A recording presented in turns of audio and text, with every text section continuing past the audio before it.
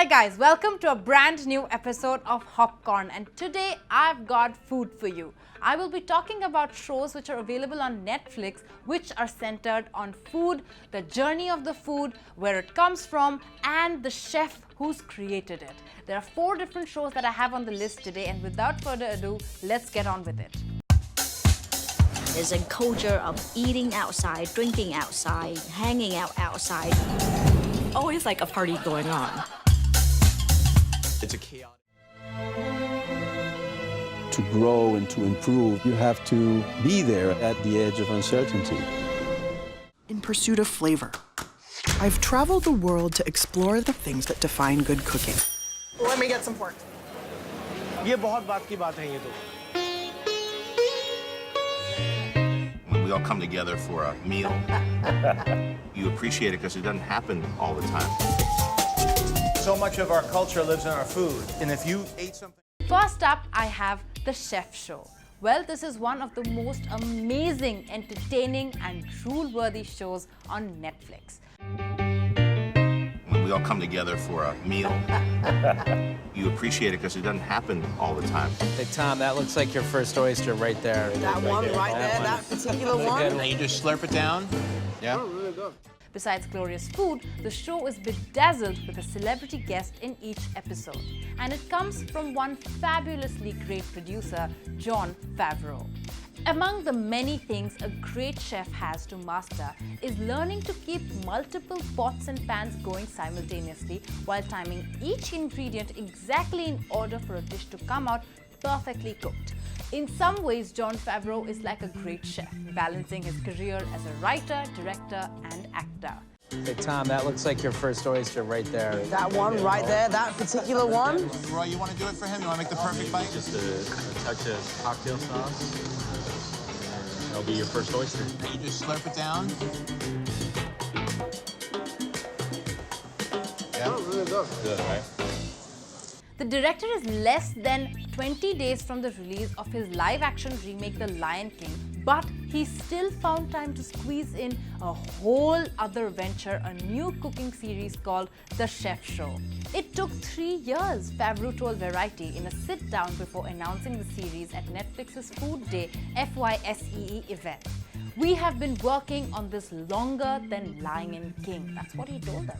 Well, Favreau stars and produces The Chef Show with Chef Roy Choi, his collaborator on the 2014 hit film Chef, where Favreau played a man who quits his restaurant job and opens his own food truck in an attempt to find his creativity again and repair his relationship with his family. For the movie, Choi taught the actor and director how to make a convincing chef during the preparation for and promotion of the movie by sending Favreau to culinary school and putting him to work in his kitchen. The guests which have come onto the show are Gwyneth Paltrow, Robert Downey Jr., Beyonce, and so many more. You get to see them all cook a delicious recipe over some great conversations. I used to cook with Roy all the time when he was training me, and then the movie came out and it all ended. According to a critic at the London Evening Standard, it has all the ingredients of successful food TV, engaging hosts with believable chemistry, an intriguing guest list, and dishes that don't feel too intimidating to cook yourself after a day at work. So much of our culture lives in our food, and if you ate something growing up and you have a taste for it, you seek it out, that's going to keep that alive. The food sticks with you. Thank you for having us in your kitchen. Well, the next show that I have for you guys is called Street Food. If someone has to taste a real food, authentic food, it has to be street food. There's a culture of eating outside, drinking outside, hanging out outside. Always like a party going on. It's a chaotic paradise of food. It's a portal to a world of culinary heritage. So we know street food exists all across the globe. It has been featured and studied so far and wide that we identify a country with their street food. At first glance, street food or shows on street food today do not seem remarkable or innovative, but you will be wrong when you take a look at this masterpiece. What makes street food different is how much time it spends explaining the connection between the food and the lives of the people who make it.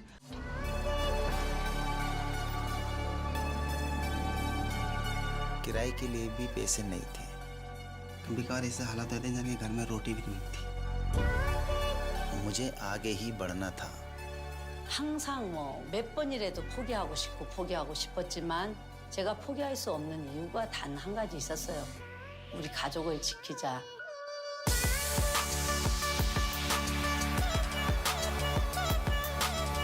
Street food is what brings us together. It's where we find a common place. Now it's our time to celebrate it and share it with the rest of the world. You must watch Street Food, guys, because it's so beautifully made. And listen to what the critic has to say at the Daily Dot. Yes, Street Food offers the exotic locals and delicious cuisine, but this series adds a sharp socio-political sensibility that makes for one of the most compelling food shows ever made. Well, guys, we're not over yet. We have more coming up, but after a short break.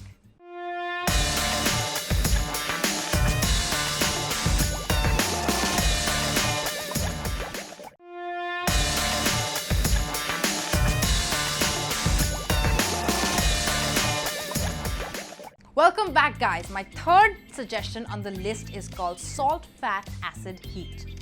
Before I say anything myself, I would like to quote voraciously where they said, Salt, Fat, Acid, Heat is unlike any other show on Netflix. This show is made with love, laugh, and pure, unadulterated emotions. I've spent my entire life in pursuit of flavor. I've traveled the world to explore the things that define good cooking. Let me get some forks.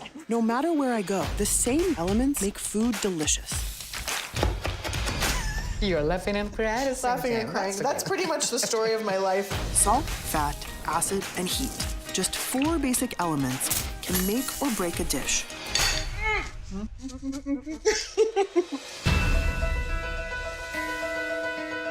The more I travel and taste the different cuisines of the world, wow, muy dulces. The more I realize that good cooking is universal. This is my... It's so spicy. Don't you? Drink some beer. You okay?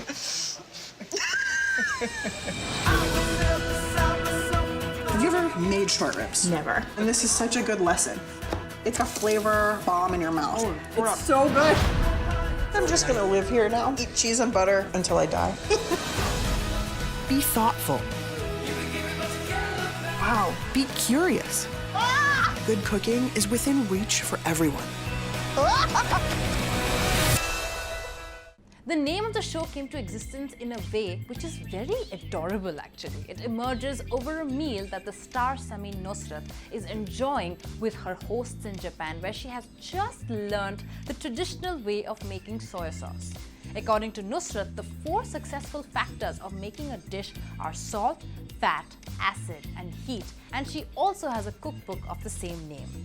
It is Netflix's first instructional cooking show, and it doesn't look anything like the rest of the genre, which is too often the domain of cheerful domestic goddesses in glossy, polished kitchens. It's also a travel show. Nusrat takes her viewers to a different country that exemplifies each component in the show's title. And it doesn't look anything like those shows where you usually are showing why or what is that weird food habit that each country has or each society has. Gli ingredienti sono la farina, il lievito di birra, l'estratto di malto, l'olio che ti deve risultare morbido.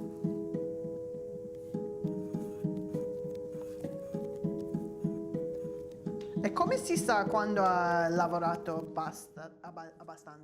According to a critic at the New York Magazine, what makes Salt, Fat, Acid, Heat feel so gently revelatory is its nonchalant, cheerful integration of its highbrow visual flourishes and remote global flavors with quotidian rules of thumb for everyday cooks. Il profumo dell'olio, wow!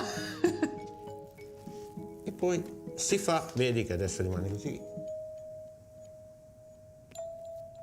Allora. Iniziamo con la salamoia, caratteristica del sapore di sale che va nei buchi della focaccia. Sale, olio, la mischiamo.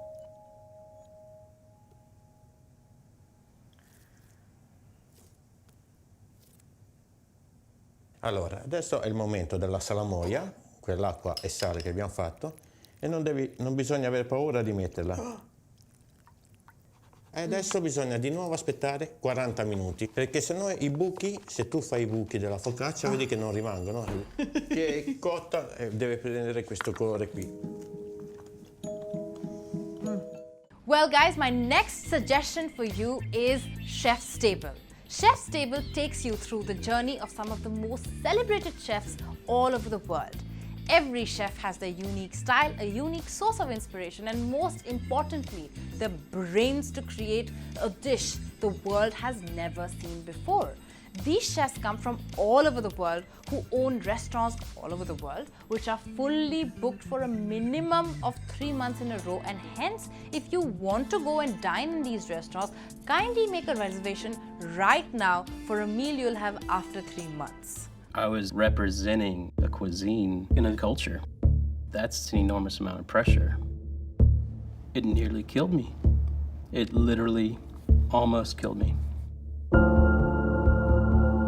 Mashama's restaurant lives in a formerly segregated bus station. In the back, there's the colored waiting room. You can't help to be humbled by that kind of history. 25 years ago, the industrial feedlots had no respect for the animals. Quando guardo gli occhi dei buoi, mi sembrano I miei. Mi ha influenzato. In India, when a girl is born, it's that moment of darkness in a family. My mother cried at my birth. I can't wipe those tears, but what I can do is bring pride into my mother's eyes. Asma Khan assembled a kitchen entirely stuffed by women. Pensa alla vita, alla responsabilità di usare tutto bene. When I got to rehab, I was scared to death. I had to face the person in the mirror. I was soaking in all that heritage and all that knowledge. And there's a sadness that comes with that. But it's also this great sense of pride. You look at the beauty of survival. You realize how resilient your culture is. Chef's Table is 6 seasons of culinary and cinematic excellence. No wonder it was nominated for Outstanding Cinematography in a non-fiction program, so do watch it. They haven't announced the 7th season yet, but I do have a feeling that it is on its way.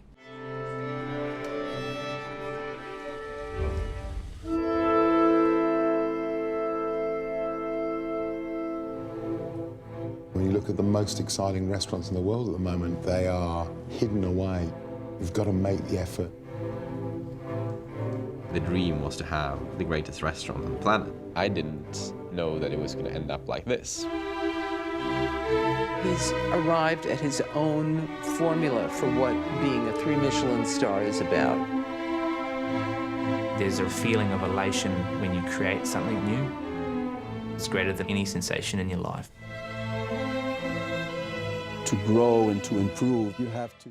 According to a critic at the IndieWire, Chef's Table is a one-of-a-kind meditation on creativity. It transcends the genre of cooking shows, masterfully delves into the nuances of the craft while staying rooted in the universal themes through the personal lens.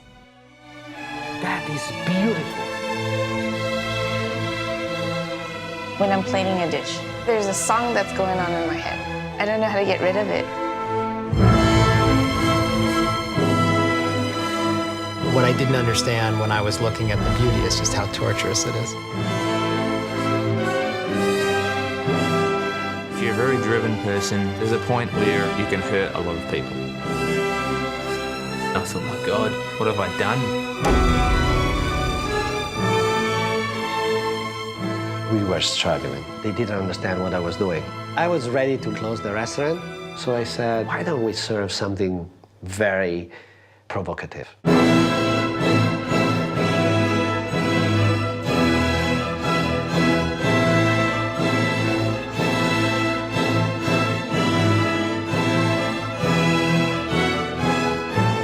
Well guys, that's all we had about food for you, and after a short break, we'll be talking about something very, very special, so stay tuned.